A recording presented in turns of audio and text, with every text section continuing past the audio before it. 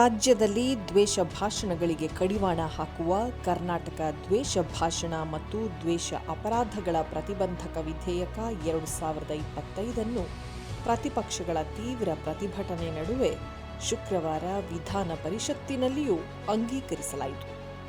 ವಿರೋಧ ಪಕ್ಷಗಳು ಇದನ್ನು ಭಾಷಣ ಸ್ವಾತಂತ್ರ್ಯದ ಮೇಲೆ ನೇರ ದಾಳಿ, ರಾಜಕೀಯ ದ್ವೇಷಗಳಿಗೆ ಅಪಾಯಕಾರಿ ಅಸ್ತ್ರ ಎಂದು ಕರೆದು ಸದನದ ಬಾವಿಗಿಳಿದು ಪ್ರತಿಭಟನೆ ನಡೆಸಿದವು.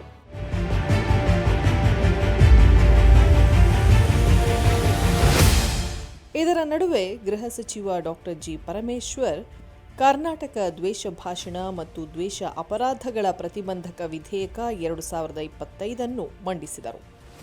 ಗುರುವಾರ ವಿಧಾನಸಭೆಯಲ್ಲಿ ಇದೇ ವಿಧೇಯಕವನ್ನು ಅಂಗೀಕರಿಸಲಾಗಿತ್ತು.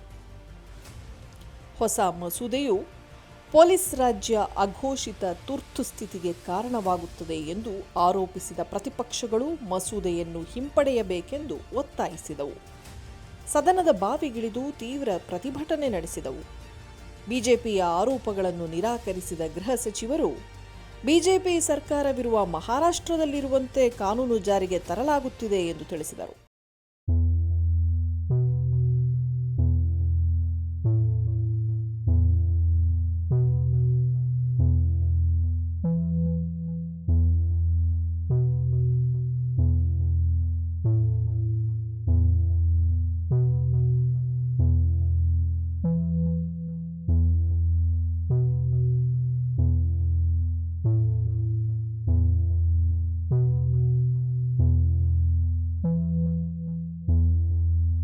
ಲಾಗುತ್ತಿದೆ ಎಂದು ವಿಧಾನ ಪರಿಷತ್ ವಿರೋಧ ಪಕ್ಷದ ನಾಯಕ ಛಲವಾದಿ ನಾರಾಯಣಸ್ವಾಮಿ ಆರೋಪಿಸಿದರು.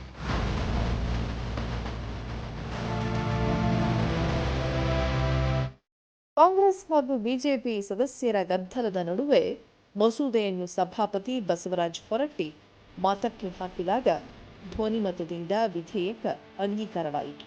ಪ್ರಸ್ತಾವಿತ ಮಸೂದೆಯಲ್ಲಿ ದ್ವೇಷದ ಅಪರಾಧಕ್ಕಾಗಿ 50,000 ರೂಪಾಯಿ ದಂಡದೊಂದಿಗೆ 7 ವರ್ಷಗಳವರೆಗೆ ವಿಸ್ತರಿಸಬಹುದಾದ 1 ವರ್ಷ ಜೈಲು ಶಿಕ್ಷೆಯನ್ನು ಪ್ರಸ್ತಾಪಿಸಲಾಗಿದೆ. ಪುನರಾವರ್ತಿತ ಅಪರಾಧಗಳಿಗೆ ಗರಿಷ್ಠ 7 ವರ್ಷಗಳ ಜೈಲು ಶಿಕ್ಷೆ ಮತ್ತು 1 ಲಕ್ಷ ರೂಪಾಯಿ ದಂಡ ವಿಧಿಸಲಾಗುತ್ತದೆ.